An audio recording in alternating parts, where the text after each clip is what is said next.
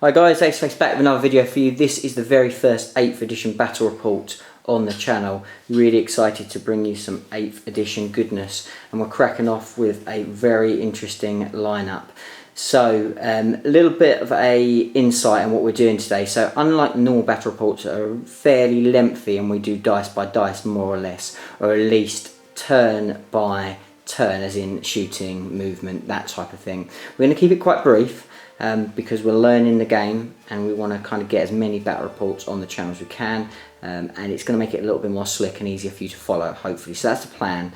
If you want to see full length battle reports, do go over to Twisted Dice, the other channel that we work on, and there will be some 8th edition full length battle reports that will be dropping very, very soon. But for now, I'm just going to try and get some 8th edition content on the channel for you. Hopefully you'll enjoy it and you can see kind of how things start to build. So we're going to do something quite fun today.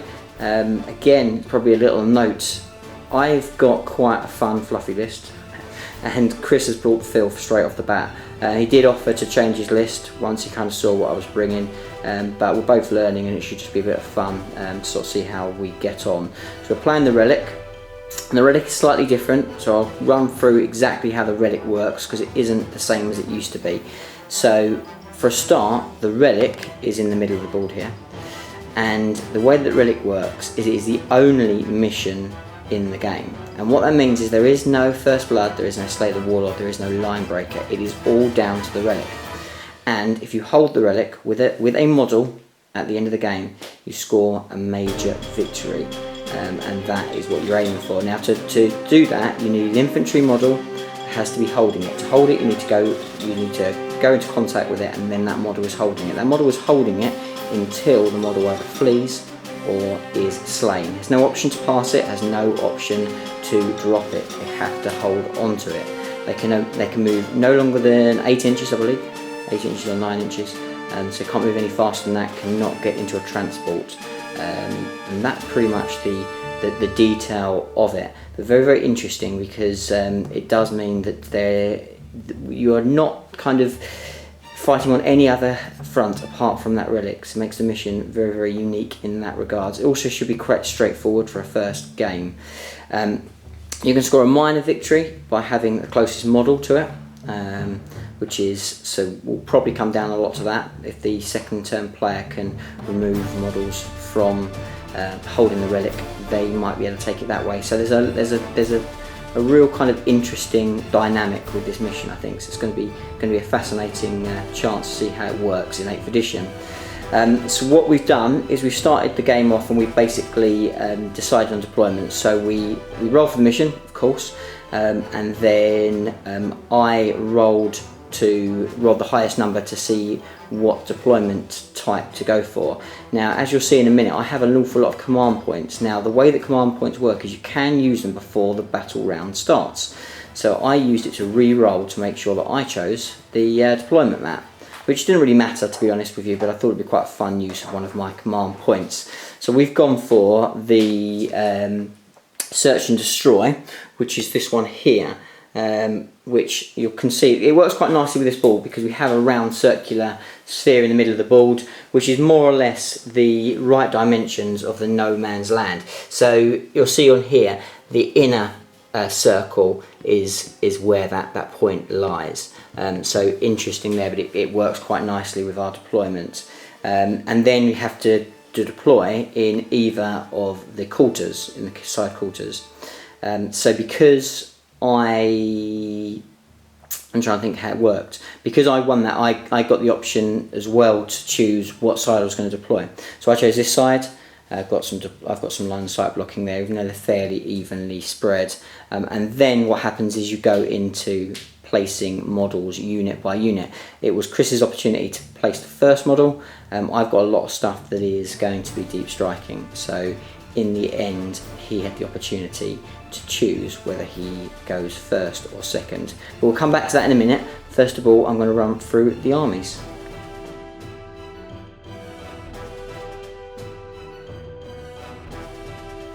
Right, so as I said, we've gone for a fairly interesting mix of units. Wanted to try something really kind of wacky and different from anything I've tried for a long time in 7th edition. We've gone for 3 sources.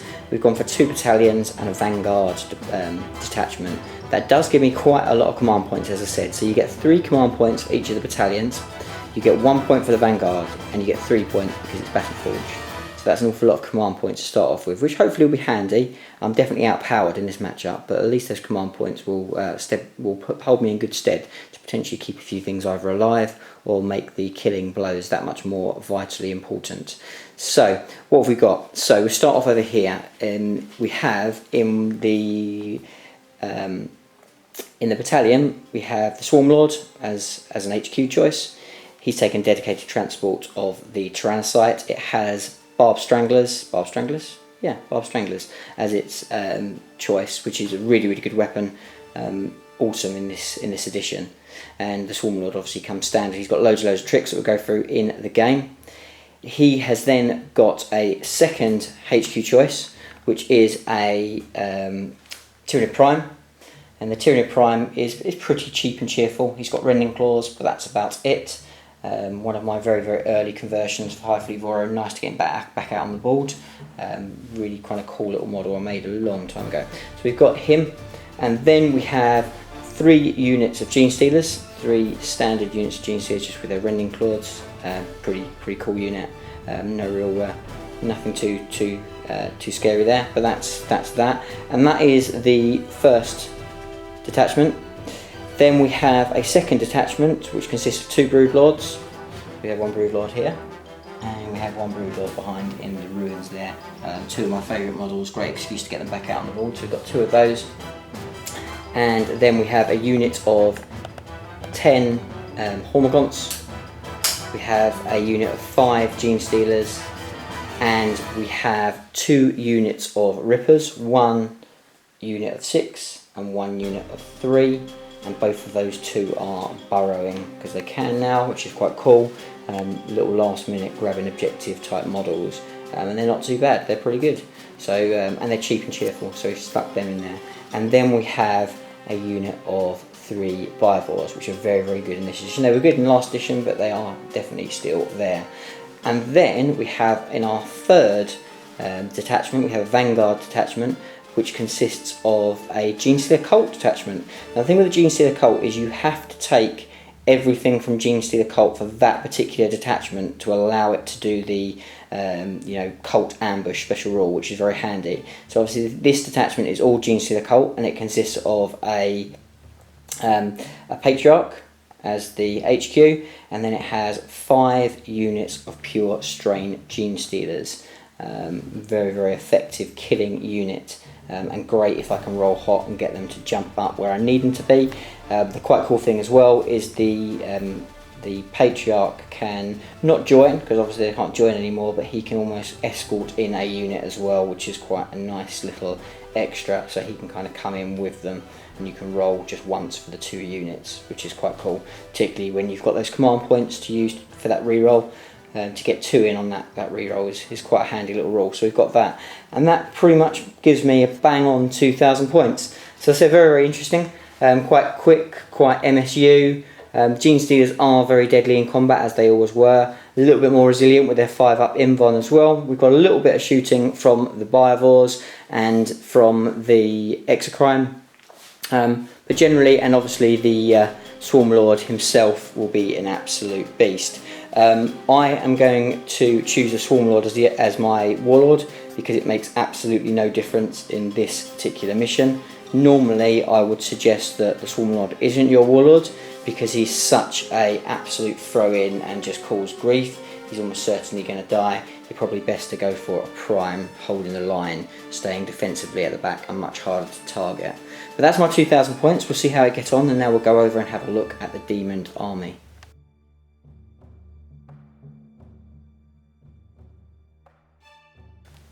Okay, so let's now take a look at 2,000 points of Chaos this is. So obviously it's predominantly demons, but this is a Chaos force. Do you want to run through what you've got in this list? Sure, so mostly consists of the Patrol detachment. You've got the Changeling HQ there, Gaunt Summoner from Age of Sigmar. Very cool. Quite like the model, so yeah, he's technically leading the force in that sense. And then just quite simply, 3 units of Horrors. opted for Brimstone Horrors. They seem really good, efficient on the points. So 2 units of 27 Brimstone Horrors, 1 unit of 28. I think they're going to be really good for bubble wrap. And in each of those units I've got 1 blue horror, acting as he would potentially be the caster. The rules are now if you have one of the Brimstone Horrors being one of the models being the caster, you actually just lose a model straight up. Which isn't a big thing at 2 points, but still, I like to be efficient. So 3 little blue horrors leading those units. That's your patrol detachment. Oh no, of course it's not. That's not at all. That's just the beginning. Then your elites, you've got 1 Exalted Flamer on each side, so 2 Exalted Flamers in total. Inside the little bubble wrap there. And for 1 heavy choice, you've got a Soul Grinder. And for a fast, we've got a Helldrake. The Helldrake has the Hades auto cannon. The Bell Flame is really nice, but it comes into quite a lot at 60 points, so I thought we'll give the Hades a go. And then we have 2 super heavy auxiliary detachments. One being the Knight, which has just pretty standard. What you see is what you get: your Battle Cannon and your Reaper Chainsword, and 2 heavy stubbers. And then just released from the Forge world, goodness, Aetios Raukeres. 700 points, bit of a beast. It's probably going to be a good matchup here because there's not many things you can just like straight out look at and kill. But yeah, he's all around pretty decent. I think 27 wounds coming in, 3+ invulnerable save. Nice guy, looking forward to playing with him. Yeah, an absolutely brutal unit, so expect big things from this guy. He really does fill in a lot of the gaps that demons potentially have in their new lineup. So Tzeentch very, very resilient with their invulnerable save, as they always were. But with psychic powers very much reducing in their ability and their effectiveness on the battlefield, Tzeentch definitely took a little bit of a hit on the whole. This guy very, very much makes up for a lot of those gaps. He's an absolute beast, very, very resilient, loads of wounds, great shooting ability, and also an absolute beast and a beat stick in combat. So thank you very much. This looks like an awesome force. It's going to be very, very entertaining. It outpowers me without a doubt, but I have got multiple units, loads of MSU, and ultimately this mission all does depend on the relic, which none of these big scary guys can pick up, which is important, and we'll see how we get on. So there is no roll-off, which is interesting. We potentially will bring that on from a competition point of view when we run the Northwest Open, because I'm not sure I like that. But anyway, it is what it is. We're playing out of the book today. Chris had the opportunity to go first or second. He has given me first turn, which I think is probably the wise idea. He set up the bubble wrap. His units are as they are. So we'll see what we can do. See whether we can cause some damage. We'll also have to make some decisions whether we decide anything to come into this battlefield, because obviously reserves now come on exactly when you want them to. So we'll see what happens, and as I said, we will come back at the end of turn 1 for the Tyranids.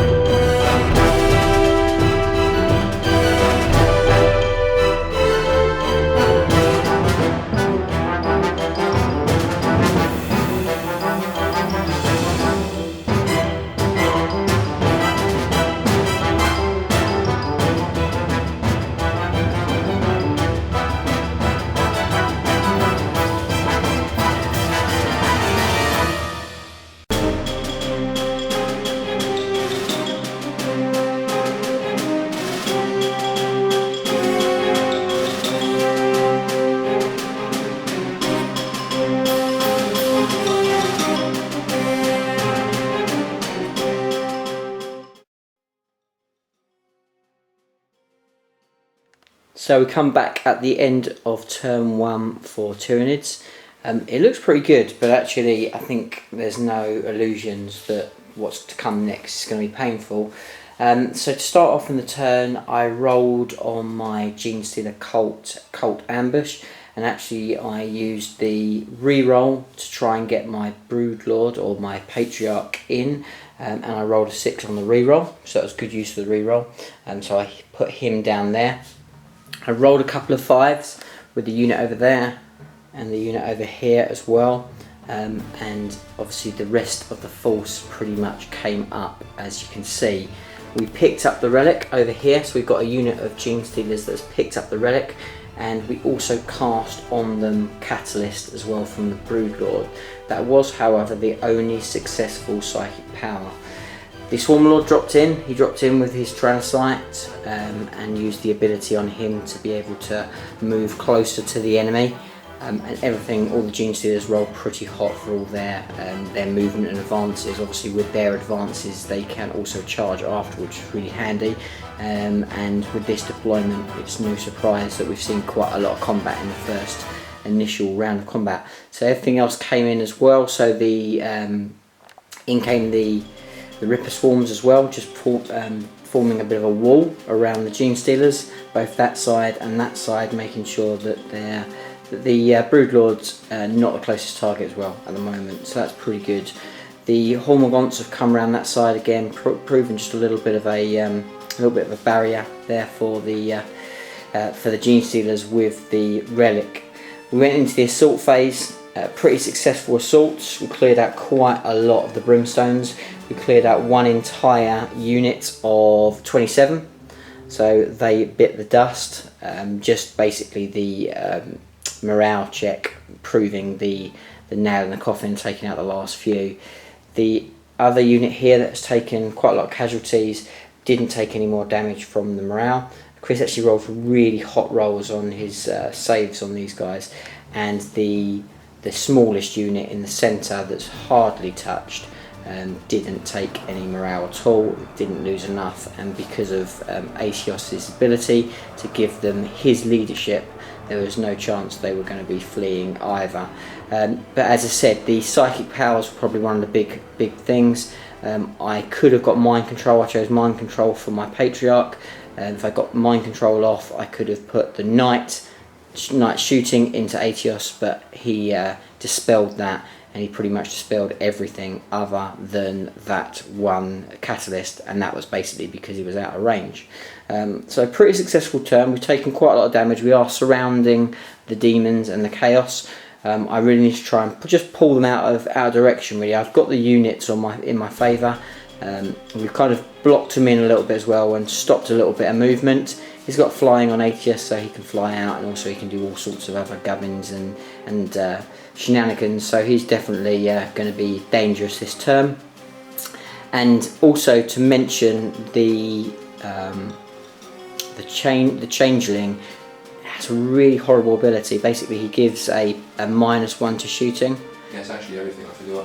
It's everything, even to hitting in combat. Should have been combat, yeah. Well, I missed that, so first mistakes have been made, so actually his minus should have been to ability as well, which would have stopped the Gene Stealers potentially taking some of the damage, because they would have been hitting on 4s rather than 3s, so that would have made a bit of a difference, to be fair. But there you go, you miss these things. So that ability is proving really powerful, absolute awesome ability to be able to give that minus to hitting. That meant that the Tyrannocyte did absolutely no damage. I targeted the Helldrake and didn't do any damage with that, and also the Biovores couldn't do any damage either because of that hitting on 5s.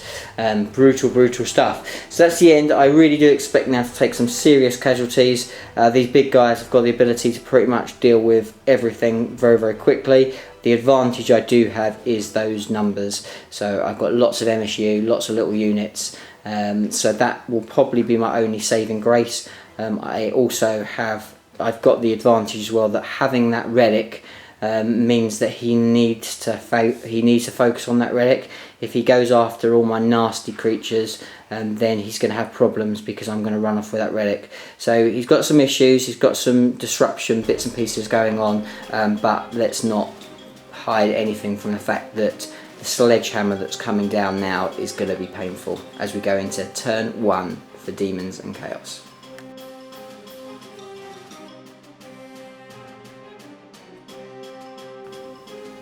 So end of turn 1 for Demons, as expected, quite a powerful hit back, but potentially not as much damage as we first expected, so it's good for me.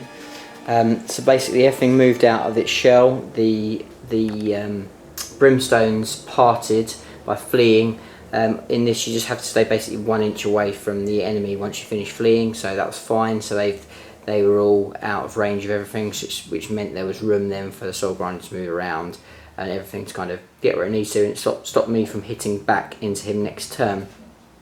Aceface came down from his tower to come down to engage the Broodlord and do some damage over this side, but also he had some shooting ability as well, and the Soul Grinder moved towards the middle of the board. Flamer came across this, so obviously he flies as well, so he can kind of move straight through there, and then the Knight came forward as well.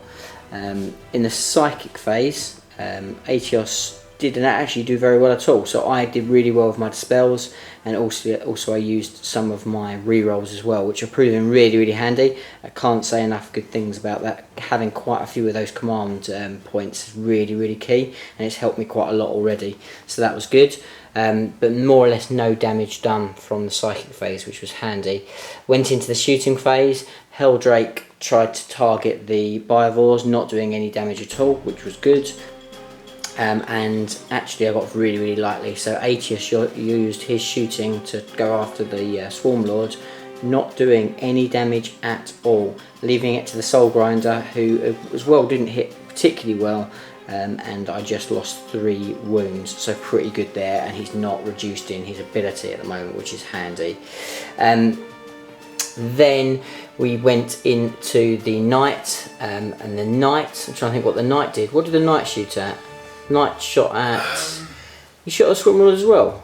No, he shot at Broodlord. Tyrannocyte. That's right, that's right. So he shot at the Tyrannocyte that was here, killing that off just about. No issues really. And we went into the Assault phase. Started off with a Helldrake, who didn't do really anything at all to the Gene Stealers. And then I interrupted using a couple more command points to get the Broodlord to swing into Aceface. Didn't do anything at all. And then obviously when he struck back, he killed him, no problem at all. The Soul Grinder killed 3 of the 5 Gene Stealers there, and no damage done over this side as well. So yeah, interesting. We're learning quite a lot. The mechanics of the game are very different when you kind of get into it. It seems very simple at first, and it actually is, but there's a lot of little bits and pieces that you have to kind of work out as you're going through, and we're learning quite a lot as we go along. So it's interesting stuff. I think it definitely should be a Demons game. Aceface is brutal, but I still have that relic at the moment as we go into Tyranid turn 2.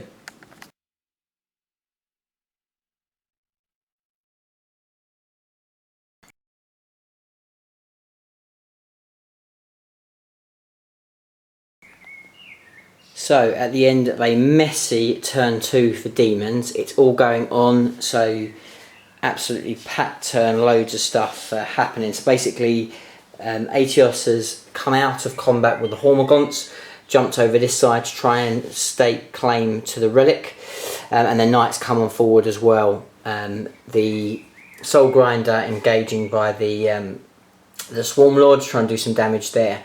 So basically what happened was eventually the Brimstone Horrors did take out the remainder of the Gene Stealers, rolled pretty hot there, but not before Psychic Powers and shooting, again pretty much uneventful, but a little bit of damage coming from some smites, but again I'm rolling pretty hot to dispel it, which has been quite handy. Shooting, Aceface shot into Swarm Lord. I did pretty poorly, but I did put the horror on him the turn before, so he was hitting -1, which helped a little bit. But now Swarm Lord is just down to 3 wounds, so pretty tough stuff there. Eventually managing to take him out slowly but surely. The battle cannon went into the Rippers because he didn't really have any other targets to go for from the Knight. And then in the assault phase, it failed again to kill the Patriarch, so the Patriarch's just got 1 wound left, managed to see off the Exalted Flamer. The Swarm Lord didn't really do any damage at all to the Soul Grinder, just the fact that he's hitting on -1, and he's now muted as well because he's down to wounds, means he's much less effective. The Helldrake continues to not do very much damage against the Stealers. That's pretty much a non-event. I managed to take 1 wound off the whole of the Helldrake this turn. And Atios, because he'd fled from combat, he couldn't assault again, so he's just kind of stuck there, just putting pressure on the relic. The knight then did finish off the remainder of the Ripper swarms with his titanic feet, and that was more or less it. So all to play for still. I'm going to carry on running back with that relic, but I'm losing units fast now, and my tough stuff is starting to see better days as well. So all to play for. Unfortunately, I just cannot deal with Atios. He's lost a few wounds, but that's really going to struggle to take him down, even to a manageable level. So he's generally going to be a pain, and the knight's closing in as well. So it's going to be difficult stuff, but we'll try and hang on in there as we go into turn 3 for Tyranids.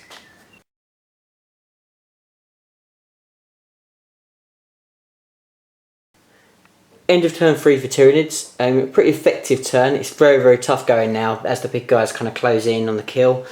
All I could do was I moved up the Gene Stealers, a small unit, and the Broodlord. The relic retired back through the ruins to try and hide and get a bit of cover there. I think I've succeeded quite well with that at the moment. The Rippers kind of closed around this way. Swarmlord obviously was stuck in combat. And the Patriarch with the Steelers over this side continued to kind of carried on with that assault over there. Psychic phase was pretty much null and void, didn't really do any damage at all. Really some crucial ones didn't come off, so I didn't manage to get Catalyst off. I didn't manage to get Horror on Atios. We went into shooting. I managed to take another mortal wound off through the Biovores on Atios, so we've kind of took 4 wounds off him, not too bad I suppose, and that was all for shooting. So assaults, I made my assaults in, got a long assault with the Hormagaunts onto the knight, which was the plan, to try and slow him down. That worked really well, and the Broodlord and the Gene Stealers went in on Atios. He took out a lot of the Gene Stealers in Overwatch, but managed to get in there.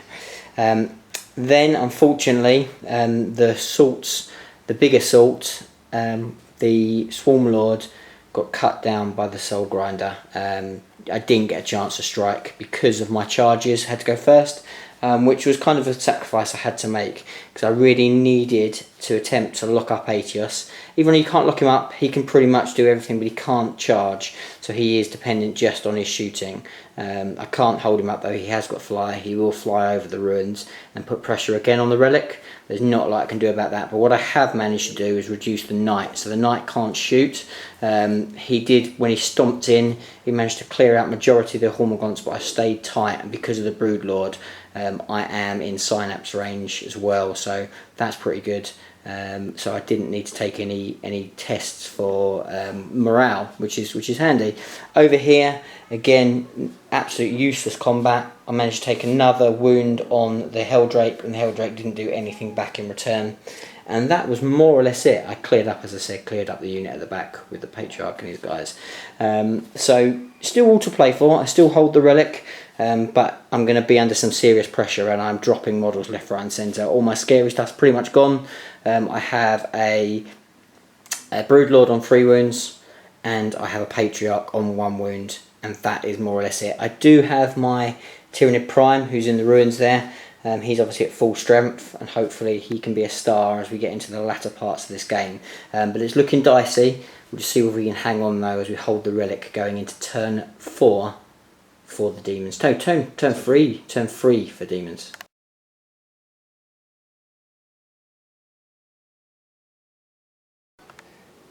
So, end of a very brutal turn 3 for the demons. Everything went right and everything fell apart on the Tyranid side. The board is pretty barren, to be fair. I don't have very much left.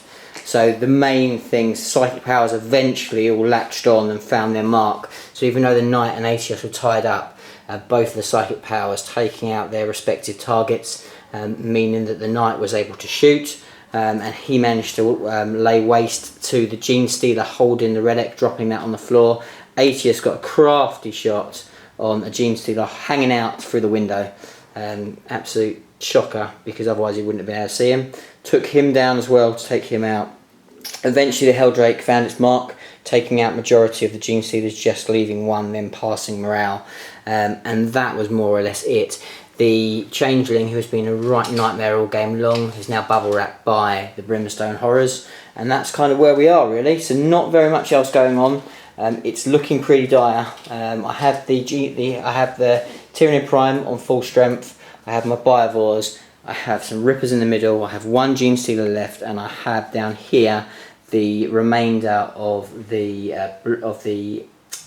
Patriarch and the Pure strains. So we'll see what we can do. It should be a very, very short turn. If it's particularly uneventful, we'll go straight back after turn 4 for Demons.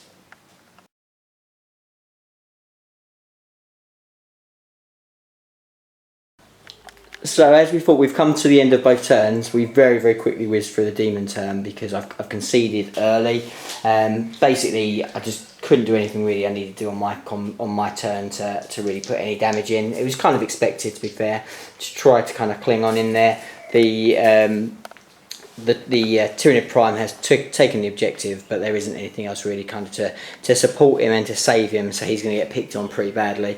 So yeah, so I have conceded. I personally think I might be near to hold on for a minor victory, but Chris is shaking his head vehemently. Well, yeah, but if we played on, I think it'd only be a minor. It would only be a minor. Yeah.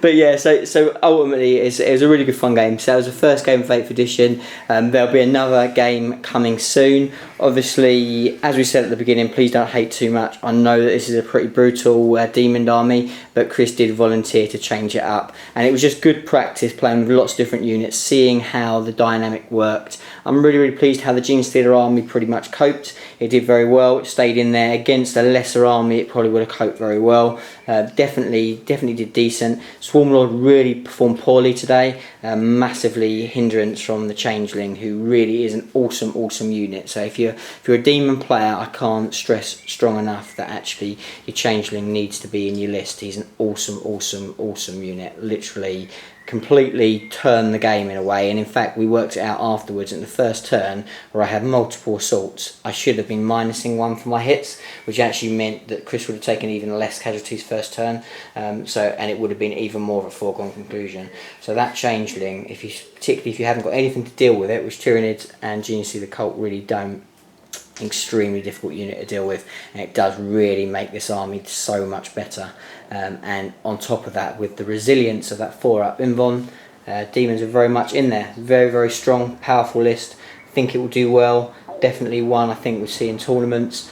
But yeah, interesting first game of 8. Thanks for watching, guys, and we'll be back with another battle report very, very soon. Bye for now.